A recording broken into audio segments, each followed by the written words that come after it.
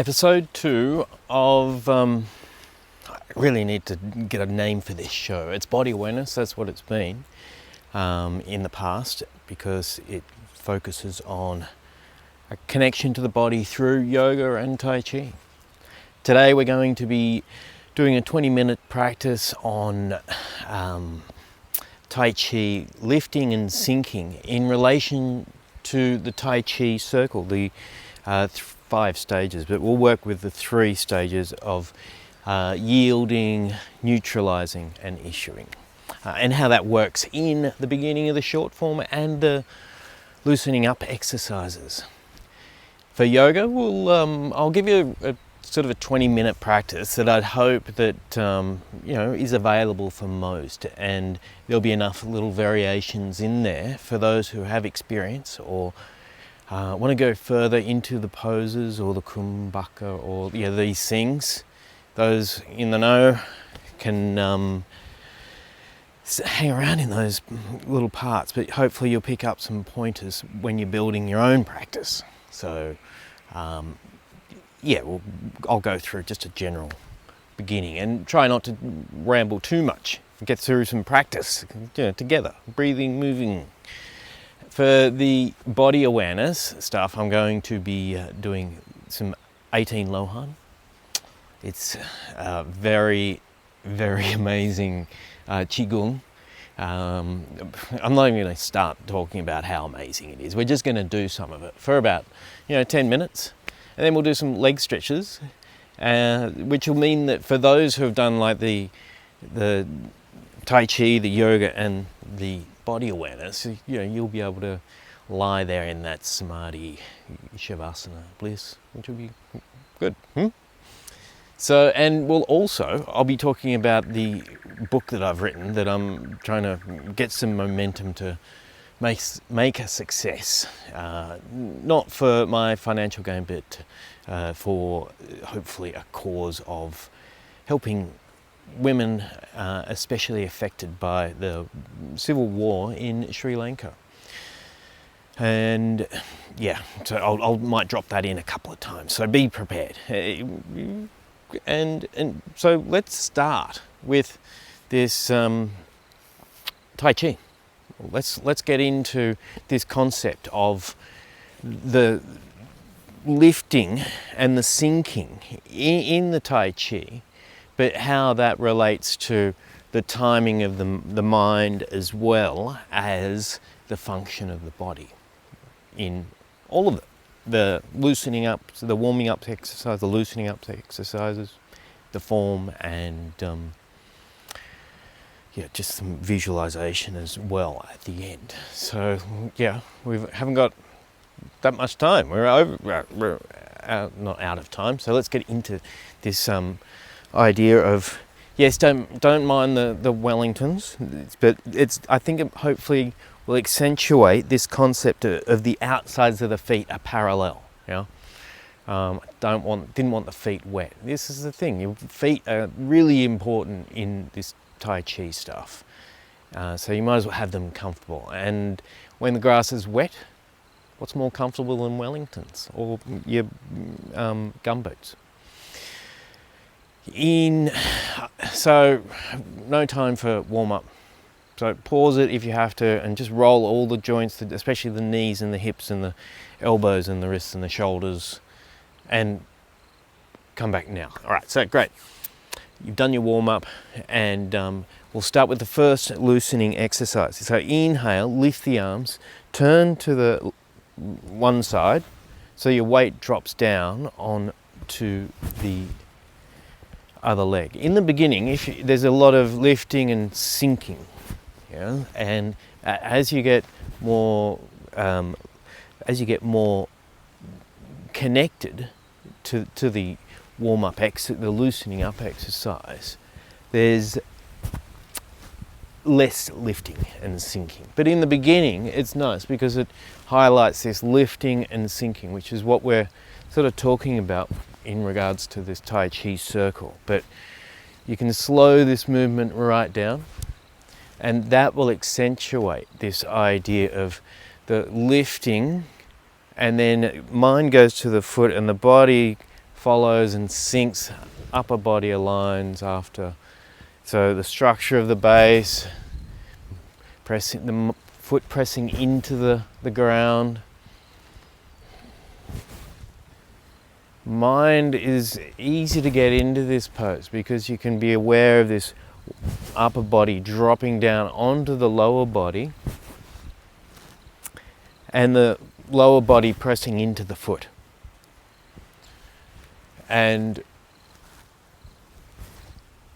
the weight of the upper body dropping down onto the lower body has got the timing of neutralizing, and then the power comes up and there's that kind of issue. It's not as clear as in the fourth warm-up exercise, which we'll do in a minute, or about 4 minutes we'll do it. But let's do the second loosening up exercise. For those who are familiar, the hands are just up and down in front of the body, like this. Yeah. And the body is dropping down onto, the upper body's dropping down to the waist, and the waist is dropping down to the feet. And all the while that's going down, there's an opening through the spine as the tailbone tucks under, and the head like slightly tucks in, and there's a lengthening through the spine. It's like the spine is straightest when it's, or strongest when it's straightest in this way. This connection of the upper body dropping down onto the lower body, and there's a force in the waist as the energy comes up and through the legs after dropping down. There's a stretching and unstretching sensation in those thigh muscles, and the chest is allowing this to happen more by dropping the shoulders, dropping the chest onto the waist, and the waist falling onto the well-structured legs, knees with a slight outward inflection.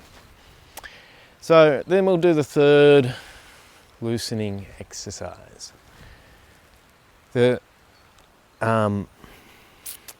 mind is going from the foot to the other foot, but it doesn't go to the top of the head, it goes via the waist. So there's this boing, boing, and you're pressing into the ground, and then pull the waist, drop the shoulder, the elbow, pull on the wrist. So it's this lower body pulling the upper body, which creates this light, like a slight floating sensation. And it's not all loosey-goosey. There's a relaxed sensation, absolutely, but there's also this awareness of the muscles and the heats, and the mind going from one foot to the other, dropping in, mind coming up early as the hand comes back after the hips beginning to pull around, and the spiraling sensations can be practiced more efficiently in this loosening exercise. And so then you go on to the fourth loosening up exercise, but we won't be bothering with that one today. We're talking about this circle, this Tai Chi circle of starting off in the front foot. So from that position of the outsides of the feet parallel, that's getting a bit excited, you know, you're ready to do it. Turn the one toes out to the side. So I'm turning my right toes out about 90 degrees, not quite. And then turn the other toes in just a little bit, you know. And then from the front foot, knee not going over the foot, very important. And push off the front foot to the back foot, and the mind goes to the top of the head, and then it goes to the foot immediately, and then the body kind of follows. But initially it's all moving as once, and then push from the back foot to the front foot. So inhale, you're yielding, there's that yielding, and then 2, you're dropping, that neutralizing the muscles, doing all those wonderful things, and then still neutralizing as you move forward. And then the issue is at the end of the movement. One is the lifting up, and there's that concentration. So the muscles are still concentrating as you lift, and then there's that intention, upper body dropping down on the lower body, relaxed, intention, forget about it, and then issue a wave from the back foot. And one more time, lift, concentrate. Can you feel it? Can you feel it in the fingertips a little bit? Can you feel the pressure in the waist? Can you feel the pressure in the big muscles as the knee is over the foot? Also very important. Dropping down, you can feel it. Yeah, there's work. This is, yeah, I'm working too, you know. Push from the back foot to the front foot, tailbone tucking under, left pelvis coming forward, and then settling into that front foot. One up, a little bit faster. Push from the back foot to the front foot to the back foot. Very nice. Don't do it if your knees are sore. But, you know, as long as your knees don't go over the foot. So did you see what I did there? Just brought this in and the heel up, and just to counter that. So from this sort of narrow horse stance, very skinny horse, turn the left toes out, almost 90 degrees, turn the right toes in, and a little, you're feeling comfortable. Front knee, don't let it go over the foot. Back, make sure this outside thigh has like an outward inflection. That'd be good. From the front, push off the front foot. See this tailbone, but already the mind has gone up to the top of the head and already in the back foot. But still push from the back foot to the front foot, tailbone tucking under. There's this opening in the inner groin as you move into the front foot. Push off the front foot, lift, concentrate. There's a, and then there's that relaxation. But the relaxation's got some real work in there, especially letting go. Drop the intention under the ground, push from the back foot to the front foot. Oh, can you feel it? Close your eyes as if going to sleep. Settle into the front foot. Inhale, up, concentrate, concentrate. Okay, we've got enough battery.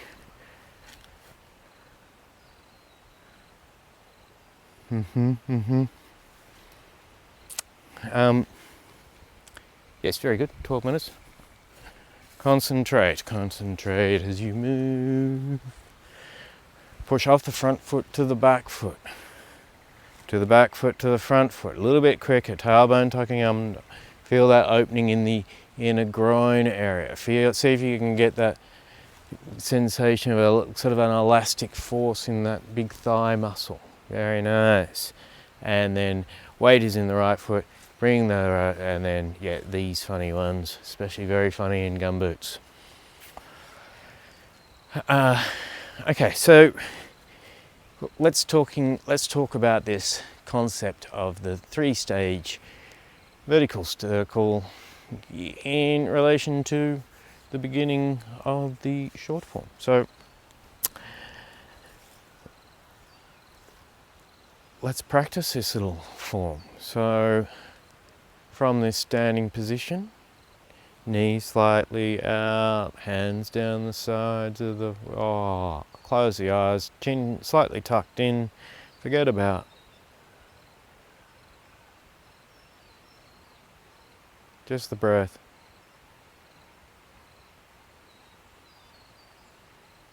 Slowly opening the eyes.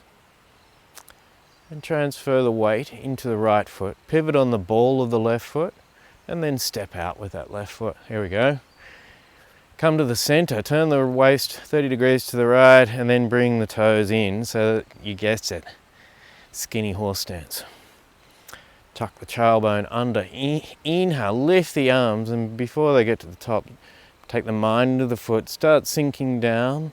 Structures there, upper body dropping down onto the lower body. There we go, and then the hands end up beside the waist again. Push off the right foot to the top of the head, the mind goes, and then it goes to the foot. And left toes come in a bit as the right toes turn right out, almost 90 degrees. There's that stance that we were practicing before. And here's that first move of we concentrated up, dropping down the muscles. There's the warmth. Push from the back foot to the front foot. Hands end up above the knee. Settle into that front foot. So much so that you can step forward with that right foot. Drop the right hand, push forward from the back foot to the front foot. Here's the under and forward. Yeah? Here's the concentration again. One up. Inhale. Concentrate as you lift. And then step with the right foot. So the toes are pointing a little forward. Drop down into that right foot. Left foot. Left toes come in a little bit.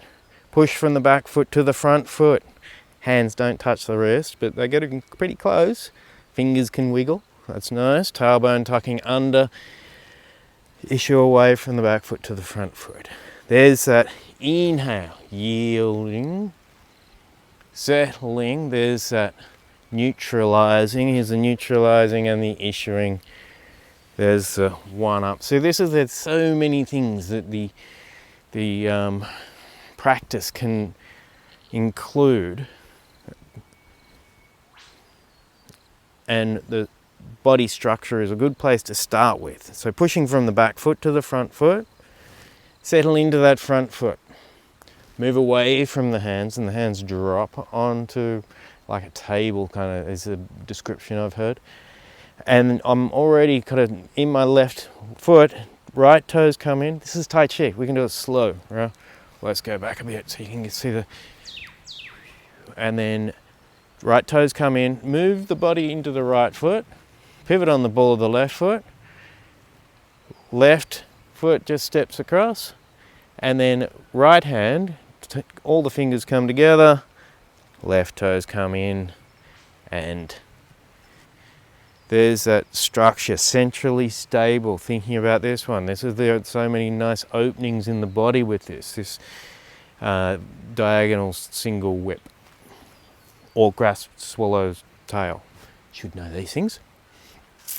Move into the front foot. One, strongly up, concentrate. Turn the waist to the right, or pull it back, and raise the right hand and bring the foot in so it's on the toe, still in the left foot. Strongly up again and step forward under the ground, pushing from the back foot to the front foot. Left hand comes to the right shoulder, tailbone tucking under, stepping forward to that right foot in a half circle. Hands come out, settle into that back foot. There's that. And then one, concentrate as you lift. Step across and settle into that front foot as you half step up. Woo. And again, so off this front foot, concentrate. Even though you bring that foot in, you're able to settle in with that weight, upper body dropping into the lower body. Turn on the ball of the left foot. We're going to step across. Turn on the ball of the left foot, brush knee, turn the left toes out, pointing away, step forward through the hands, step so that the foot is going that way, and then step again just forward. That's a parry. Left hand comes up, right hand comes out into the front foot, settle into the front foot. One up, move away from the hands. Two, drop down. Here's that neutralizing. Pressing forward, there's the issuing. Left hand just goes right out. Left toes are in. Right toes come up onto the heel. Right hand keeps on going around. Step back with the right heel. Hands come up and left toes come out a little. Step in with the right foot. Heels touch, toes are out, and settle back down. So that's the introduction to the short form, and we could talk about how that upper body stuff drops down through the rest of the form, or we could talk about the physicalities of it as well. But we've run out of time, so we can do it next one. We talk about the timings of the circle. because we got topics, I hope you got something out of it, and I have certainly enjoyed presenting it in my gumboots.